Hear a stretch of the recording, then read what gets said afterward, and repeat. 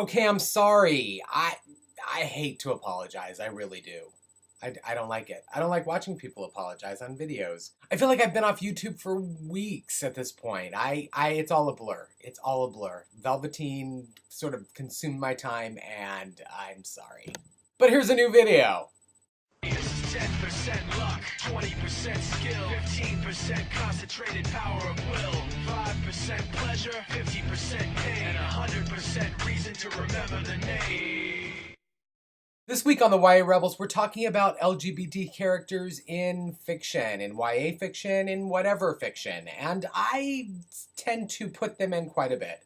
I also put in Asians quite a bit. I think if you're surrounded by diversity in your friendships and socially and sort of in the population at large, if you're a writer, it should be a natural fit for those things to happen. The Seattle area, we have both a large gay and Asian population, so to leave those out of my writing would be weird. But worse than that would be to inject them into fiction in a way that is very stereotypical. My best friend since high school is a gay man. He was a gay teen then, but he's a gay man now, and he's still my best friend. And I don't think he matches any of the stereotypes that I see for gay men. He's, other than that, he's sort of a sassy, whatever. He's funny. That's it. But he can't dress for shit, nor can he dance. Nor is he particularly promiscuous, which is another stereotype you see a lot in gay men. In fact, a lot of the gay people I know aren't getting a lot of dates at all.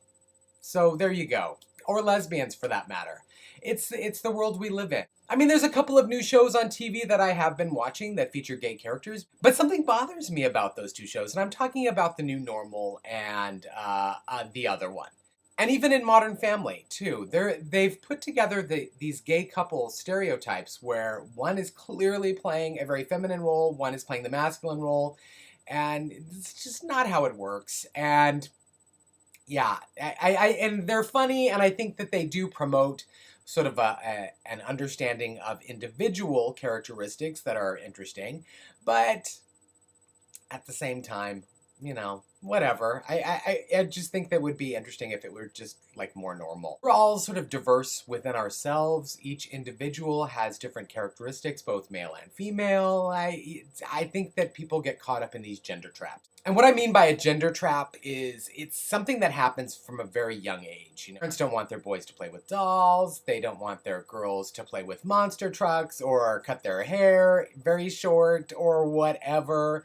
Those kind of things sort of linger with us. And so when we feel like there's something different going on with someone of our own gender, it puts a wall up. It's very much a trap. And I see a lot of people, particularly on YouTube, I notice a lot of comments in different threads of different videos where it's people are very scared. And I think it's an adolescent thing to be very questioning too.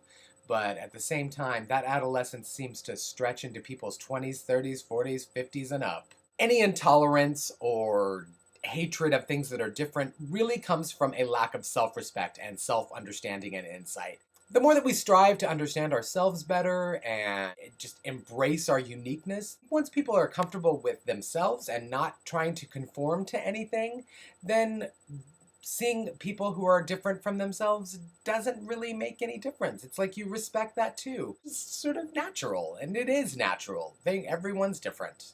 And there you go. There you have it. That's all I have to say. I'm done.